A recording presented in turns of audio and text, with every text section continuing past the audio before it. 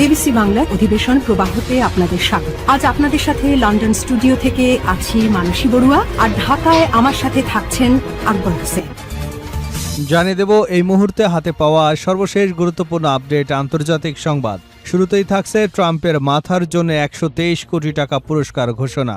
মার্কিন president Donald ট্রাম্পের জন্য $1 কোটি পুরস্কার ঘোষণা করেছে ইরাক ভিত্তিক সশস্ত্র গোষ্ঠী Islamic resistance in Iraq. Bangladeshi মুদ্রা যার পরিমাণ দাঁড়ায় ১২৩ কোটি ১২ লাখ টাকা। বৃহস্পতিবার ইরানপন্থী সংগঠন জানায় ট্রাম্পকে হত্যা করতে সক্ষম ব্যক্তিকে এই পুরস্কার হাতে তুলে দেওয়া হবে। এবারে জানাবো জর্ডানে বিমান ঘাঁটিতে ইরানের হামলা, 2 যুদ্ধ বিমান ধ্বংস। জর্ডানের আল আজরাকে অবস্থিত মার্কিন বিমান ঘাঁটিতে হামলা চালিয়েছে ইরাকের Islamic revolutionary guard corps IRGC.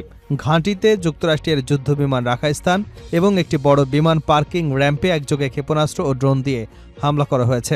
এ হামলায় অন্তত 2টি মার্কিন যুদ্ধবিমান সম্পূর্ণ ধ্বংস হয়ে গেছে এবং বেশ কয়েকটি যুদ্ধবিমান উল্লেখযোগ্যভাবে ক্ষতিগ্রস্ত হয়েছে।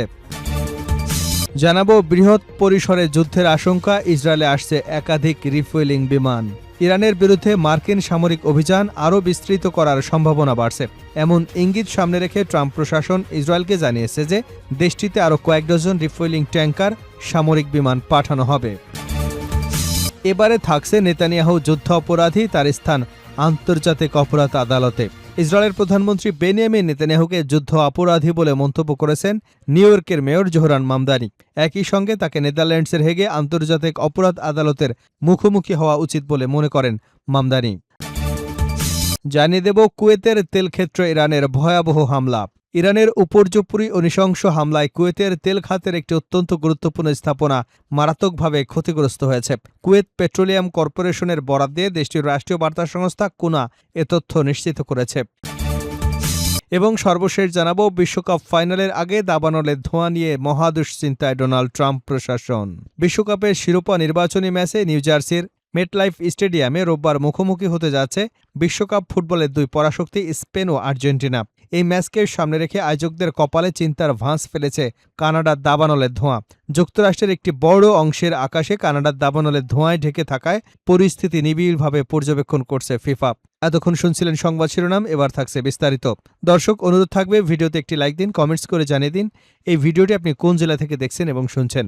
ইরান ইসরায়েল ফিলিস্তিনি যুদ্ধে আপনি যদি মুসলিমদের সাপোর্ট করে থাকেন তাহলে চ্যানেলটি সাবস্ক্রাইব করে রাখুন। ট্রাম্পের মাথার জন্য ১২৩ কোটি টাকা পুরস্কার ঘোষণা। মার্কিন প্রেসিডেন্ট ডোনাল্ড ট্রাম্পের মাথার জন্য $1 কোটি পুরস্কার ঘোষণা করেছে ইরাক ভিত্তিক সশস্ত্র গোষ্ঠী Islamic resistance in Iraq. Bangladeshi মুদ্রায় যার পরিমাণ প্রায় ১২৩ কোটি ১২ লাখ টাকা। বৃহস্পতিবার ইরানপন্থী এই সংগঠন জানায় ট্রাম্পকে হত্যা করতে সক্ষম ব্যক্তিকে এই অর্থ পুরস্কার হিসেবে দেওয়া হবে। এক বিবৃতিতে ট্রাম্পকে অপরাধী আখ্যা দিয়ে আইআরআই জানায় তাদের সদস্য এবং সমর্থকদের অনুদানে গঠিত তহবিল থেকে এই $1 কোটি বরাদ্দ করা হয়েছে। যে ব্যক্তি বা গোষ্ঠী বা প্রতিষ্ঠান ট্রাম্পকে হত্যা করবে তারাই এই অর্থ পাবে বলে দাবি করা হয়েছে। বিবৃতিতে আরও বলা হয়েছে, বিশ্বের স্বাধীনতাকামী মানুষ, শিশু ও বিজ্ঞানীদের হত্যাকারীকে বিচারের মুখোমুখি করতে চেষ্টা চালিয়ে যাবে। স্বৈরাচারীরা কখনো শান্তিতে থাকতে পারবে না। সম্মানিত মানুষের ক্ষোভ থেকে ওই অপরাধী ট্রাম্প নিরাপদ আশ্রয় পাবে না। সংগঠনটি আরও দাবি করেছে তাদের যোদ্ধাদের জন্য প্রতিশোধ নেওয়া বাধ্যতামূলক অঙ্গীকার। বিবৃতিতে বলা হয়, শহীদদের রক্ত অভিশাপ হয়ে অহংকারীদের সিংহাসন কাঁপিয়ে দেবে যতক্ষণ না আগ্রাসীরা পরাজিত হয় এবং স্বৈরাচারের দুর্গগুলো ধসে পড়ে। অন্যদিকে গলফ নিউজের প্রতিবেদনে বলা হয়েছে, সম্প্রতি ওয়াশিংটনে হোয়াইট হাউসে ইরাকের প্রধানমন্ত্রী আলী আল সাইদের সঙ্গে বৈঠকের সময় ট্রাম্প বলেন 2020 সালে ইরানের জ্যেষ্ঠ সামরিক কমান্ডার জেনারেল কাসেম সুলাইমানিকে এবং ইরাকের মিলিশিয়া নেতা আবু মাহাদি আল মোহান্দিসকে হত্যার ঘটনায় তার ভূমিকা ছিল। ধারণা করা হচ্ছে ট্রাম্পের এই প্রকাশ্য মন্তব্যকে কেন্দ্র করেই ইসলামিক রেজিস্ট্যান্স ইন ইরাক তার মাথার জন্য এই পুরস্কার ঘোষণার সিদ্ধান্ত নেয়। জর্ডানে মার্কিন বিমান ঘাঁটিতে ইরানের হামলা, 2 যুদ্ধ বিমান ধ্বংস। জর্ডানের আল আজরাকে অবস্থিত মার্কিন সামরিক ঘাঁটিতে হামলা চালিয়েছে ইরানের Islamic revolutionary guard corps IRGC. ঘাঁটিটিতে যুক্তরাষ্ট্রের যুদ্ধবিমান রাখার স্থান এবং কয়েকটি বড় বিমান পার্কিং র্যাম্পে একযোগে ক্ষেপণাস্ত্র ও ড্রোন হামলা চালানো হয়। আইআরজিসি দাবি করেছে এই হামলায় অন্তত 2টি যুদ্ধবিমান সম্পূর্ণভাবে ধ্বংস এবং আরও বেশ কয়েকটি যুদ্ধবিমানের উল্লেখযোগ্য ক্ষতি হয়েছে। মার্কিন বাহিনীকে লক্ষ্যবস্তু করতে জর্ডানের সেনাবাহিনীর প্রতি আহ্বান জানিয়ে ইরান বলেছে এই আগ্রাসী কাফের সামরিক বাহিনীকে বৈধ লক্ষ্যবস্তু হিসেবে বিবেচনা করা হয়। বিবৃতিতে আরও বলা হয়, যে কোনো উপায়ে এদের নির্মূল করা এবং জর্ডানের পবিত্র ভূমিকে এই নিরীহ মুসলমান হত্যাকারীদের থেকে পবিত্র করা আপনাদের ধর্মীয় ও মানবিক কর্তব্য। বৃহৎ পরিসরে যুদ্ধের আশঙ্কা, ইসরায়েলে আসছে একাধিক রিফুয়েলিং বিমান। ইরানের বিরুদ্ধে সামরিক অভিযান আরও বিস্তৃত করার সম্ভাবনা বাড়ছে।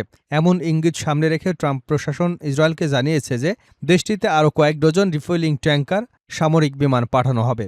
৩ জন মার্কিন এবং ইসরায়েলি কর্মকর্তা এ তথ্য জানিয়েছেন বলে একটি প্রতিবেদন প্রকাশ করেছে এক্সিওসের সাংবাদিক বারাক রাভিদ। প্রতিবেদনের তথ্য মতে, হোয়াইট হাউসের সিচুয়েশন রুমে নতুন কয়েকটি সামরিক পরিকল্পনা উপস্থাপনের পর প্রেসিডেন্ট ট্রাম্প ইরানের বিরুদ্ধে আরও বৃহৎ পরিসরে সামরিক অভিযানের বিষয়টি বিবেচনা করেছেন। সম্ভাব্য এই অভিযান হরমুজ প্রণালী এলাকায় চলমান হামলার চেয়েও অনেক বিস্তৃত হতে পারে। বিবেচনাধীন পরিকল্পনাগুলোর মধ্যে রয়েছে ইরানের বিদ্যুৎ কেন্দ্র সহ গুরুত্বপূর্ণ অবকাঠামোতে বোমা হামলা, সমৃদ্ধ ইউরেনিয়ামের মজুত আরও গভীরে চাপা দিতে পারমাণবিক স্থাপনায় অতিরিক্ত হামলা এবং নির্মাণাধীন বলে সন্দেহ করা পিকঅ্যাক্স মাউন্টেন ভূগর্ভস্থ স্থাপনায় হামলা, বর্তমানে তেল আবিবের কাছে অবস্থিত বেন গুরিয়ন আন্তর্জাতিক বিমানবন্দর এবং দক্ষিণ ইসরায়েলের রামন বিমানবন্দরে যুক্তরাষ্ট্রের প্রায় ৬০টি ট্যাঙ্কার বিমান রয়েছে। ইসরায়েলি কর্মকর্তাদের দাবি, আগামী কয়েকদিনের মধ্যে আরও কয়েক ডজন বিমান পাঠাতে চায় ওয়াশিংটন। এতে যুদ্ধের শুরুতে থাকা অবস্থায় পৌঁছানো যাবে। আশপাশের অন্যান্য ঘাঁটির তুলনায় ইরানি হামলার ঝুঁকি কম হওয়ায় মার্কিন বাহিনী বেন গুরিয়ন বিমানবন্দর থেকে এসব বিমান পরিচালনা করতে বেশি আগ্রহী। যদিও ট্রাম্প এখনও চূড়ান্ত সিদ্ধান্ত নেননি, তবে মার্কিন এবং ইসরায়েলি কর্মকর্তাদের মতে তিনি এমন মাত্রার ক্ষয়ক্ষতি করতে চান যাতে ইরান সরকার হরমুজ প্রণালী খুলে দিতে এবং যুক্তরাষ্ট্রের পারমাণবিক দাবিগুলো মেনে নিতে বাধ্য হয়। তাদের ধারণা, আগামী কয়েকদিনের মধ্যেই ট্রাম্প সামরিক অভিযান জোরদার করবার নির্দেশ দিতে পারেন।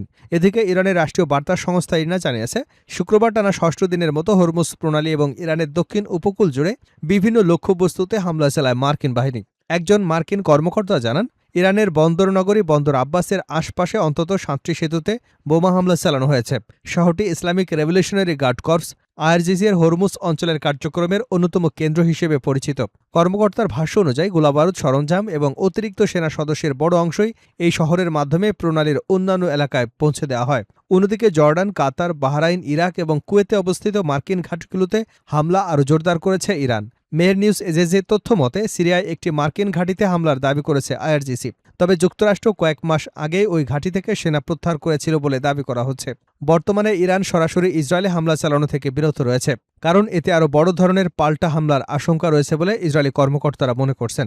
এদিকে ইসরায়েলি প্রধানমন্ত্রী বেঞ্জামিন নেতানিয়াহু এক ভাষণে বলেন, ইরানের নেতাদের আমি শুধু একটি কথাই বলতে চাই, আমাদের উপর হামলা হলে পরিস্থিতি শান্ত থাকবে এমনটা ভাববেন না।